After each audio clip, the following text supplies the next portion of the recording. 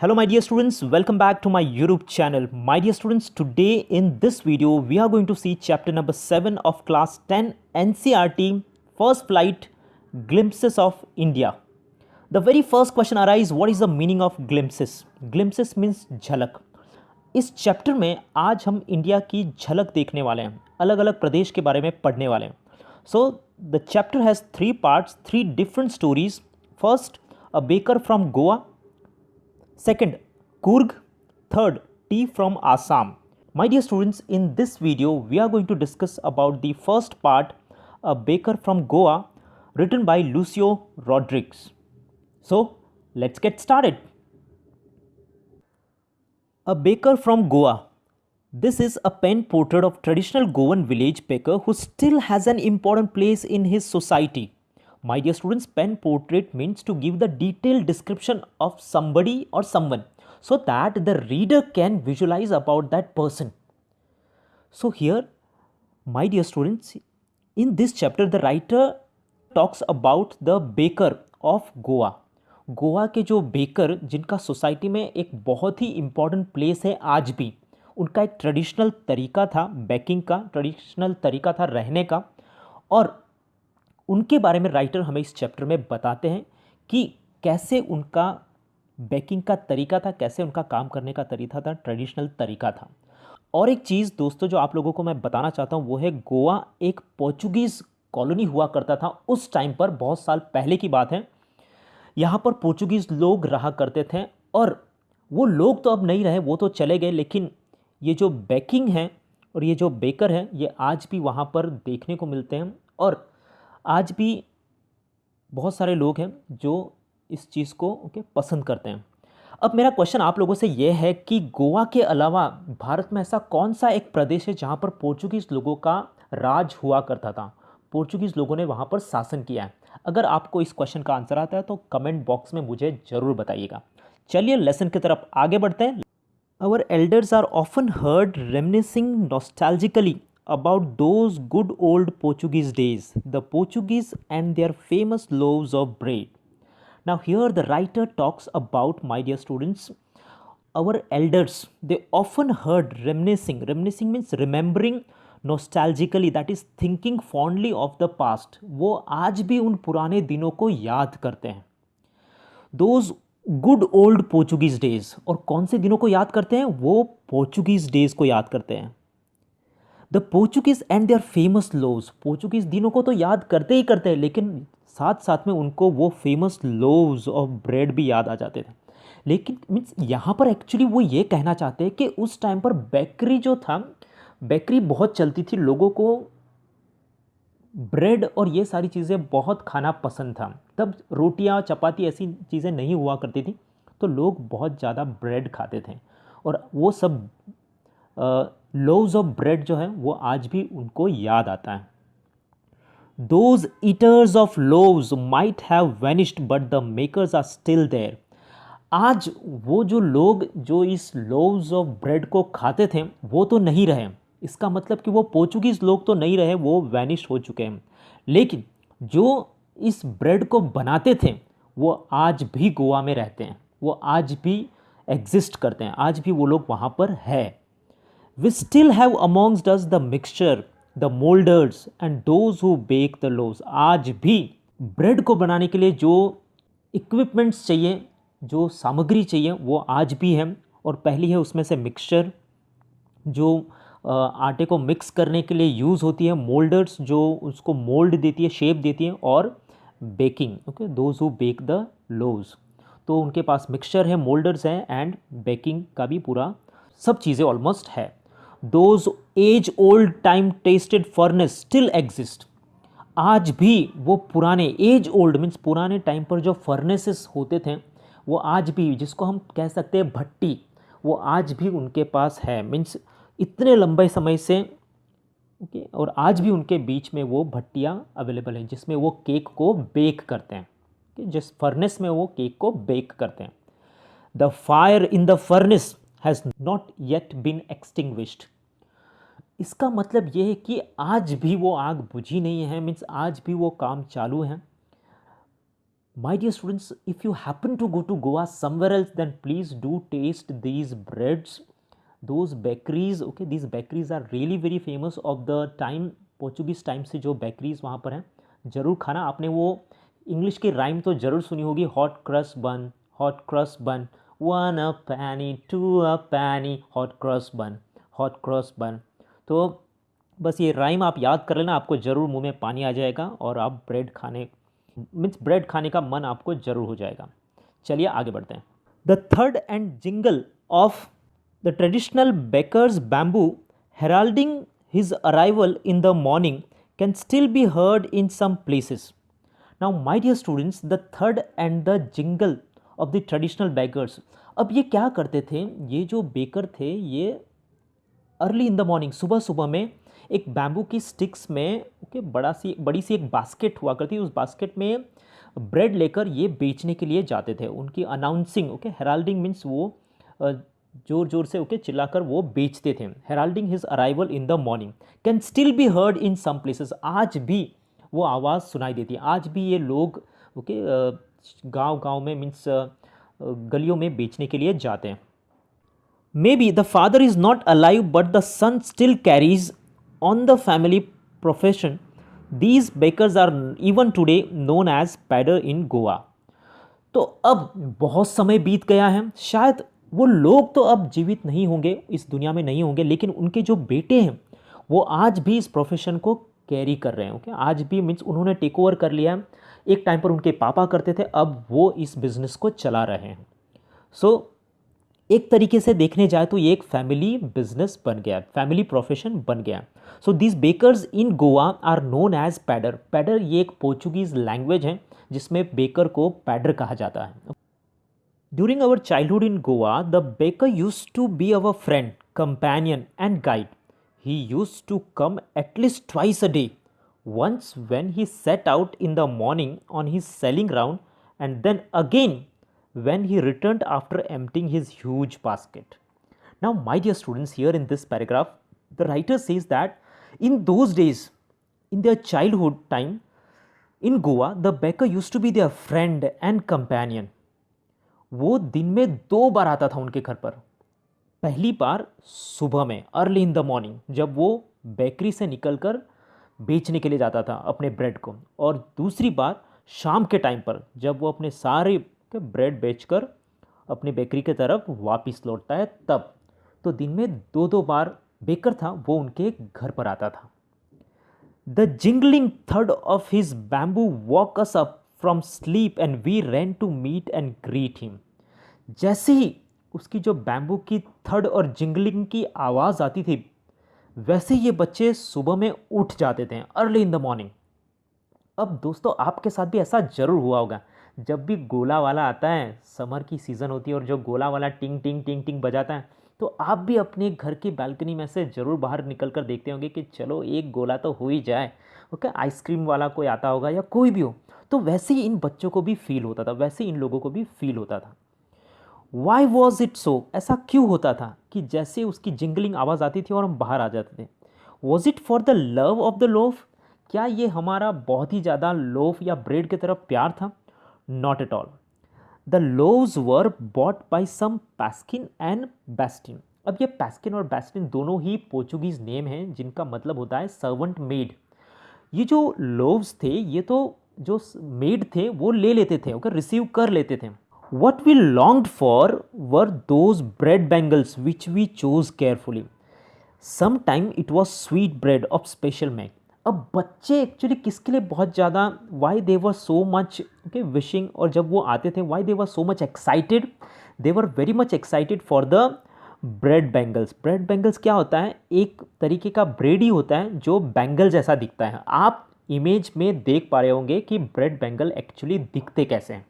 तो वो bread bangle कभी कभी स्वीट भी हुआ करते थे, इसीलिए इन बच्चों को वो ज़्यादा पसंद आते थे। चलिए देखते हैं आगे। The baker made his musical entry on the scene with the jang jang sound of his specially made bamboo staff. Now my dear students, bamboo staff means bamboo की स्टिक। अब बेकर जब भी उसकी एंट्री होती थी, जब वो bread बेचने के लिए आता था, तो वो इस बैम्बू स्टिक से जैंग जैंग की आवाज़ करता था, और तभी सारे के सारे बच्चे ये आवाज़ सुनकर आ जाते थे। वो क्या करता था, one hand supported the basket on his head and the other bang the bamboo on his ground. एक हाथ से वो बास्केट को पकड़ता था और दूसरे हाथ से ये बैम्बू स्टिक जो थी उससे वो ग्राउंड पर बैंग करके ये जैंग जैंग की आवाज़ करता था। He would greet the lady of the house with good morning and then place his basket on the vertical bamboo।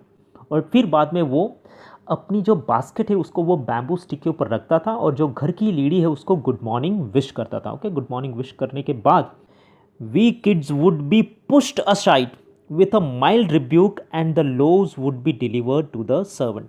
अब बच्चे बहुत ज़्यादा एक्साइटेड हो जाते थे। घर के बड़े बुजुर्ग तो लेट पहुंचेंगे लेकिन बच्चे लेट नहीं पहुंचेंगे। जैसे ही ये बेकर आता था बच्चे सबसे पहले भाग कर चले जाते थे और वो देखते थे कि कौन से ब्रेड इनके बास्केट में आज है।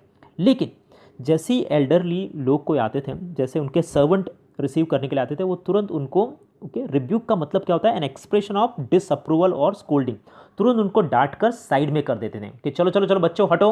ओके, और वो जो ब्रेड है वो रिसीव कर लेते थे। कौन? Servant.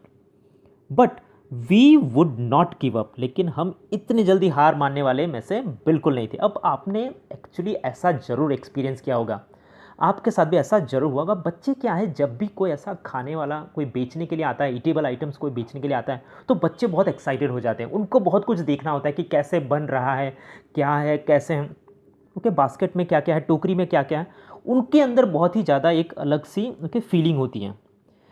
We would climb a bench, कभी कभी वो बेंच पर चढ़ जाते थे। और द पैरापेट, पैरापेट क्या होता है, एक छोटी सी वॉल होती है। ओके, वो वॉल से पीप कर कर वो देखते थे, parapet, and peep into the basket somehow. Okay, means जैसे तैसे वो मैनेज करके वो देखते थे, छोटी सी वॉल करके वो पीप करके उनको बास्केट में कौन से ब्रेड है, क्या है, ये सब चीज़ें देखने में बहुत ही ज़्यादा उनको मज़ा आता था। I can still recall the typical fragrance of those loaves. Now fragrance means scent. अब इससे ये पता चलता है कि राइटर को लोव्स कितने ज़्यादा पसंद थे। आज भी वो स्मेल को वो उनको याद है। Loaves for the elders and bangles for the children, जो बड़े बड़े लोव्स थे वो एल्डर्स के लिए थे और जो बैंगल्स थे, जो मैंने आपको पहले भी बताया, वो बच्चों के लिए थी। ओके, जो बैंगल शेप के जो ब्रेड थे। Then we did not even care to brush our teeth और वॉश अवर माउथ्स प्रॉपरली। अब बच्चे देखो, जब उनके सामने इतने अच्छे ब्रेड हों तो वो ब्रश क्यों करें, तो वो even they did not even bother to brush their teeth. Okay, means जैसे वैसे ब्रश कर लेना और तुरंत खाने के लिए। So they did not even care to brush their teeth और wash their mouth properly. Okay, बहुत अच्छी तरह से क्लीन नहीं करते थे, बस जैसे वैसे करके हो गया। Okay, done. क्योंकि खाना जब इतना अच्छा सामने पड़ा हो कि उनका मन पसंदीदा खाना ब्रेड उनके सामने पड़े हो, तो वो ब्रश क्यों करें। और वो क्वेश्चन भी पूछते हैं, and why should we, okay, और ब्रश क्यों करें हम। Who would take the trouble of plucking the mango leaf for the tooth brush. Now my dear students, ये सेंटेंस को थोड़ा समझना जरूरी है। आपने देखा होगा पुराने टाइम पर लोग टूथब्रश इस्तेमाल नहीं करते थे ब्रश करने के लिए, तब नहीं थे ये ब्रश और ये वो। तब वो लोग क्या करते थे, बबूल पेड़ की जो टहनियाँ थी, नीम पेड़ की जो टहनियाँ थी, वो इस्तेमाल करते थे अपने दांतों को क्लीन करने के लिए। यहाँ पर राइटर ने हमें बताया कि ये जो बच्चे थे वो मैंगो ट्री की जो छोटी छोटी डालियाँ होती है, टहनियाँ होती है, वो इस्तेमाल करते थे ब्रश करने के लिए। और कौन ओके उन मैंगो लीफ को हटाएगा, उनकी टहनियों को ओके प्लग करेगा, तोड़ेगा और उससे ब्रश करेगा, कौन इतनी मेहनत करेगा। And why was it necessary at all, और ज़रूरत क्या है इस समय पर ओके ब्रश करने की। The tiger never brushed his teeth. अब वो क्या करते हैं, जस्टिफिकेशन देते हैं कि टाइगर थोड़ी ब्रश करता है, know when he eats the flash of other animals does he ever brush, वो थोड़ी ब्रश करता है। Hot T could wash and clean up everything so nicely after all. और गर्मा गर्म चाय पियेंगे और सब कुछ दांतों के जो बैक्टीरिया हैं ओके वो सब अपने आप मर जाएंगे, मीन्स सब कुछ क्लीन अप हो जाएगा। गर्मा गर्म चाय पियेंगे और सब कुछ क्लीन अप हो जाएगा। Marriage gifts are meaningless without the sweet bread known as the bol, just as a party or a feast loses its charm without bread. Now here the writer further talks about the importance of bread in Goa, कि marriage का जो gift है वो meaningless है अगर means उस party में sweet नहीं है तो। And here the sweet bread that is known as bol, ये भी एक पोर्चुगीज वर्ड है दोस्तों, जो एक राउंड कलर के शेप का एक ब्रेड आता है, अगर वो नहीं है, स्वीट नहीं है, तो वो पार्टी किसी काम की नहीं है, वो अपनी सारी जो चामनेस है वो लूज़ कर देगी। Not enough can be said to show how important a baker can be for a village. और वो कहते हैं कि एक विलेज के लिए एक बेकर होना बहुत ही ज़्यादा इंपॉर्टेंट है। The lady of the house must prepare sandwiches on the occasion of her daughter's engagement. अगर किसी के घर में किसी की बेटी की एंगेजमेंट है, तो उसकी जो माँ है, वो जो मीन्स उस घर की जो लेडी है, वो सैंडविचेस ज़रूर बनाएगी। अब यहाँ पर राइटर ये कहना चाहते हैं कि ब्रेड का कितना इम्पोर्टेंस था। अब सैंडविच भी ऑफकोर्स ब्रेड से ही बनती है, तो सैंडविचेस ज़रूर बनती थी। Cakes and bolinhas are a must for Christmas as well as other festival. अब बॉलिनहाज भी एक पोर्चुगीज़ वर्ड है, ये आप इमेज में देख पा रहे होंगे, ये भी एक प्रकार के ब्रेड ही है। ओके, एक स्वीट आता है, तो ये तो मस्ट है। क्रिसमस हो या फिर कोई दूसरा फेस्टिवल हो, ये तो आते ही हैं लोगों के घर में। सो thus the presence of the baker's furnace in the village is absolutely essential। तो एक गांव में एक बेकरी तो होनी ही चाहिए, ओके, जो बहुत ही ज़्यादा एसेंशियल है। द बेकर और bread seller of those days had a peculiar dress known as kabai. Now in those days the bread seller, जो बेकर थे, वो एक तरीके से जो ड्रेस पहनते थे उसको कहते थे कबाई। ये पोर्चुगीज़ वर्ड है। अब ये कबाई क्या होता था? A single piece of long frock reaching down to the knees. एक तरीके से लॉन्ग फ्रॉक हुआ था आप इमेज में देख पा रहे होंगे। ये एक लॉन्ग के फ्रॉक जो घुटने तक जाता है, ओके, इस तरीके का एक फ्रॉक था ये। In our childhood we saw beckers wearing a shirt and trousers which were shorter than full length ones and longer than a half pants। Now अब यहाँ पर राइटर कहते हैं कि in our childhood we saw bakers wearing a shirt. Okay, shirt पहनते थे और trousers जो घुटने से नीचे तक जाता था, लेकिन फुल पैंट नहीं था। ओके, उससे थोड़ा ऊपर, एक तरीके से आप कह सकते हो कि 3-4 पैंट्स था और शर्ट पहनते थे। Even today anyone who wears a half pant which reaches just below the knees invites the comment that he is dressed like a पैडर। पैडर वंस अगेन पोर्चुगीज वर्ड है जिसको कहते हैं बैकर। आज भी अगर कोई उस तरीके का 3/4 पैंट्स पहनता है तो उसको वो कमेंट मिली जाती थी कि देखो पैडर आया, पैडर।